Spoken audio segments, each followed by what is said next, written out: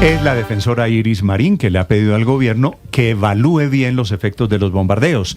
Le responde el gobierno, el presidente, la cúpula militar, el ministro de Defensa, que lo seguirán haciendo. Señora defensora Iris Marín, buenos días, bienvenida. Buenos días, Néstor. Muchas gracias por la invitación. Sí. ¿Cuál es su respuesta, doctora Marín, a este dilema entre los bombardeos, que son una herramienta militar, tal vez la única que funciona, y el tema de las víctimas de los bombardeos? Porque estos señores siguen reclutando niños. Sí, no, bueno, pues lo primero que hay que decir es que la solicitud que he hecho al gobierno, al presidente de la República y al ministro de Defensa es suspender y evaluar, no abandonar definitivamente los bombardeos. Esto quiere decir, pues digamos, estamos viendo que la semana pasada en tan solo 2 bombardeos murieron varios niños, por lo menos 8, hay uno más por verificar, menores de edad, adolescentes, y luego estamos viendo que en otros 2 más fueron apareciendo más menores de edad muertos. Entonces aquí la solicitud es que no puede la fuerza pública irreflexivamente continuar los bombardeos sin evaluar cuáles son las consecuencias que está teniendo para menores de edad que fueron reclutados previamente y que hoy están convertidos en objetivo militar y que están muriendo en bombardeos. Esta es una consecuencia que no es deseable, así lo ha reconocido el propio gobierno nacional, el propio presidente de la República.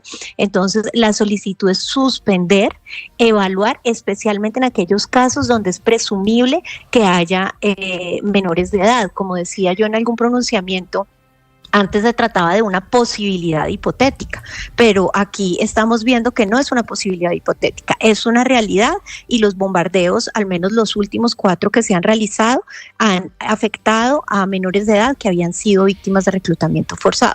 Entonces, si se suspende y se hace una evaluación, se pueden considerar otras medidas. Hay que evaluar además hasta qué punto la planeación de estas operaciones que se llevaron a cabo realmente tuvieron en cuenta la alta probabilidad de que hubiera menores de edad dentro de las filas de los objetivos que fueron bombardeados, y cuáles fueron las medidas que se tomaron para evitar que ellos terminaran muertos en esos bombardeos. Sí, defensora, permítame hacerle una pregunta, y el tema es terriblemente dramático porque no hay una sola verdad. Es decir, aquí hay grises y hay un dilema moral, ético, jurídico.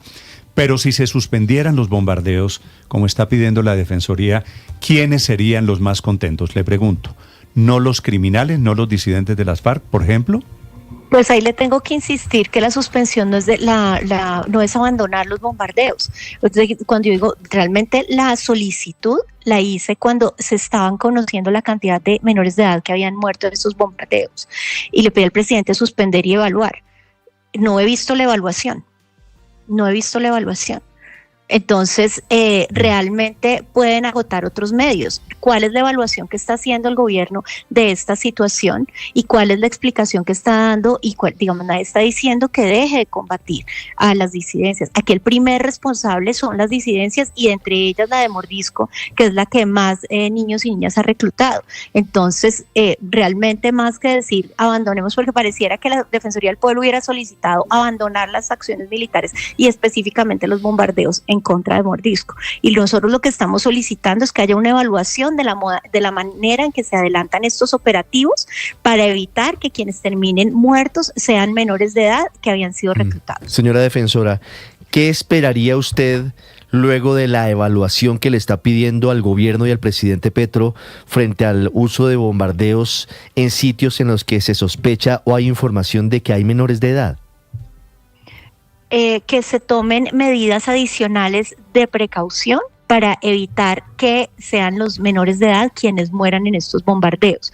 Medidas de inteligencia, agotar otros mecanismos militares, otro tipo, realmente, yo no creo que le corresponda a la Defensoría del Pueblo establecer cuáles son las acciones militares previas que se tienen que tomar. Eso le corresponde hacerlo a la fuerza pública y particularmente al Ministerio de Defensa. Entonces, lo que nosotros esperamos es que realmente se evalúe bajo los principios de necesidad militar, de necesidad imperiosa, de cuál es la ventaja militar, el principio de precaución y el de humanidad, si se están agotando todos los procedimientos para evitar que esto termine en muertes de menores de edad.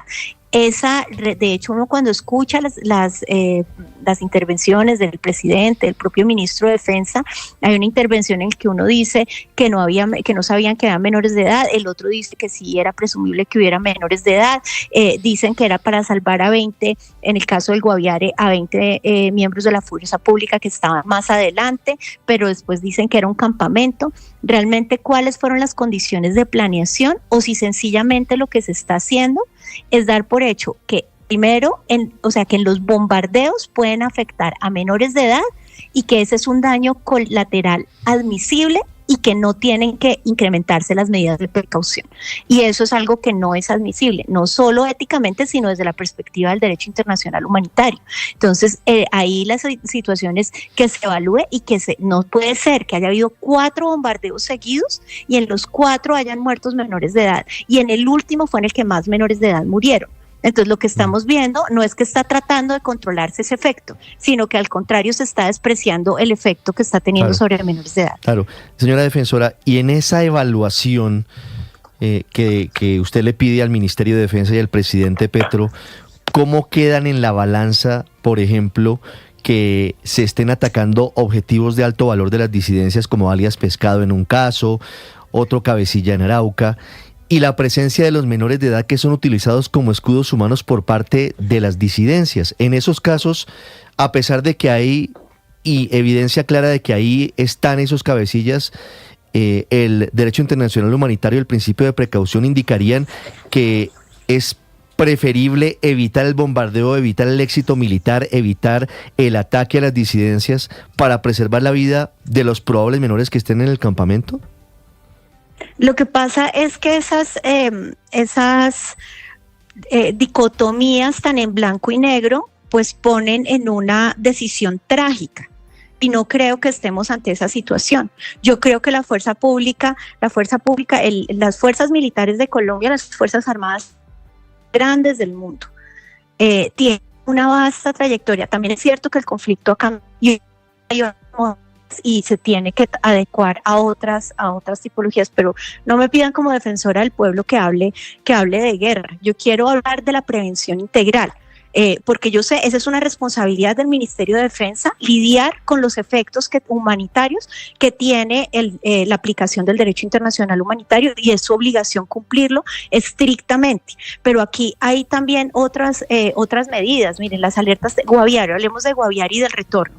Hay una alerta temprana, que es la alerta 01 de 2025, que es para varios departamentos. El municipio que está en riesgo extremo es Calamar, donde ocurrió el bombardeo. Y ahí nosotros pedimos una serie de recomendaciones, incluyendo relacionadas con la prevención del reclutamiento forzado. Aquí yo me pregunto, ¿dónde está la política de prevención del reclutamiento forzado?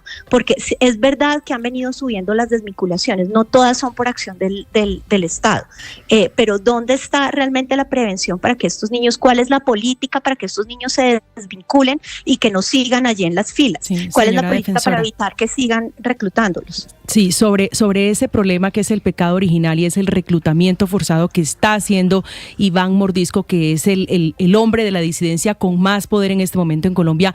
Quisiera preguntarle sobre el panorama, sobre el barrido que ustedes hicieron. ¿Cuántos niños hay en este momento reclutados fuera de sus casas, llevados contra su voluntad a las filas de la guerrilla? Mire, nosotros tenemos el botón de reclutamiento, que no es un registro, digamos, tiene un alto nivel de subregistro, porque son casos con verificación, donde realmente tenemos contacto directo con los casos y podemos verificar inclusive la identidad del menor de edad. En el año 2024 tuvimos 625 casos de menores de edad reclutados. Pero al cierre del año pasado teníamos unos 300, ahora no recuerdo, 350, algo así. Entonces la mayoría los hemos ido verificando durante este año. En este momento tenemos en el botón de reclutamiento 162 casos este año, pero como les digo, pues es mínimo respecto de la proporción, porque cuando uno mira las cifras de desvinculación, que son cifras del del ICBF, pues entonces ve que hay unas desvinculaciones que suben por encima de los cientos de niños y niñas y adolescentes. Entonces aquí estamos viendo la punta del iceberg, y lo que sí hemos visto es que desde el año 2023 ha venido incrementándose el reclutamiento. Esto es una responsabilidad sin duda de los grupos armados ilegales. Todos están reclutando, la mayor cantidad de reportes las tienen las disidencias en general y en particular las disidencias de Mordisco, y hace parte de una estrategia de expansión de los grupos armados, pues que además coincide con toda esta información que el propio Ministerio de Defensa ha dado de crecimiento de estos grupos. El aumento de la cifra de reclutamiento de ellos, de Mordisco y compañía, bueno, usted dice con razón, defensora, de todos los grupos, es, entre otras cosas, para que no los bombardeen. Pues yo no lo puedo afirmar, pero obviamente, digamos, yo creo que los reclutan por muchas razones, no solo para que no los bombardeen. Realmente los menores de edad y los adolescentes están en una situación de fragilidad que hace que cumplan órdenes más fácilmente, tengan digamos, menos criterio a la hora de evaluar una orden, de aportar, entonces son, digamos, fáciles para la guerra, y además también las niñas, por ejemplo, muchas veces son usadas por violencia sexual, por esclavitud doméstica. Las finalidades, digamos, son muy variadas, y eso también está documentado, pero lo que también es cierto es que las disidencias, particularmente las de Mordisco, pues han levantado la voz en contra de los bombardeos porque hay niños dentro de sus filas, lo cual es absolutamente absurdo porque ellos están cometiendo un crimen de guerra, que es el reclutamiento forzado, y no pueden nunca alegar el propio crimen que están cometiendo como una defensa contra la acción del Estado.